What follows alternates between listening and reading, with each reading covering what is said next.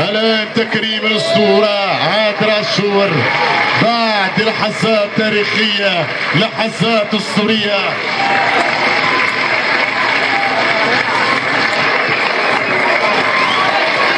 تحية للصعيدي، وتحية للسور علي علاء، وتحية لكينو، وتحية لكريم، تحية لأنمش،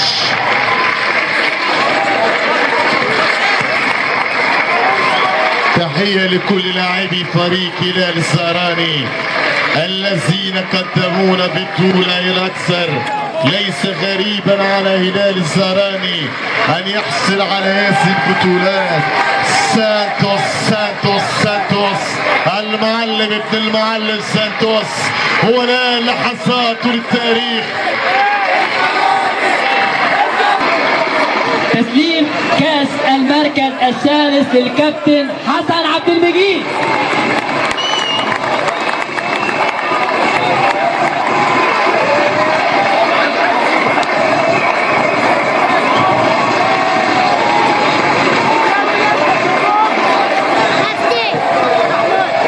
كاس المركز الثاني هيستلمه الكابتن عادل الشراكي.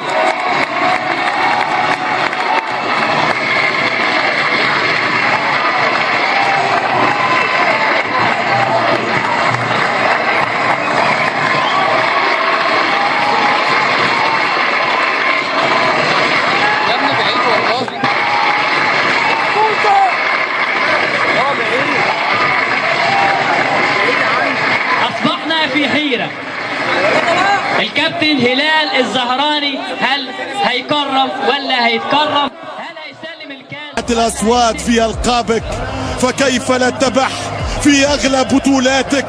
بح الصوت في أهدافك، بح الصوت في انتصاراتك، فكيف لا يذبح الصوت في ألقابك؟ اتدلع، قدم، منحهم، انقذهم، فرحهم، شيل شيل شيل شيل شيل شيل شيل شيل شيل يا طويل العمر، شيل شيل يا طويل العمر، شيل شيل البطولة، شيل شيل البطولة، شيل شيل الذهب، شيل شيل الغالية، شيل شيل الكوبا، شيل. هلال الزهراني، هلال هلال هلال هلال هلال هلال، لحظات من ذهب، لحظات من تاريخ. 4 يناير 2023 سجل هلال الزهراني بطولة جديدة في سجلاته، أحرز بطولة جديدة في سجلاته. هلال محمد عايد الزهراني، تامر عبد الرحمن، عادل عاشور، وكل اللاعبين.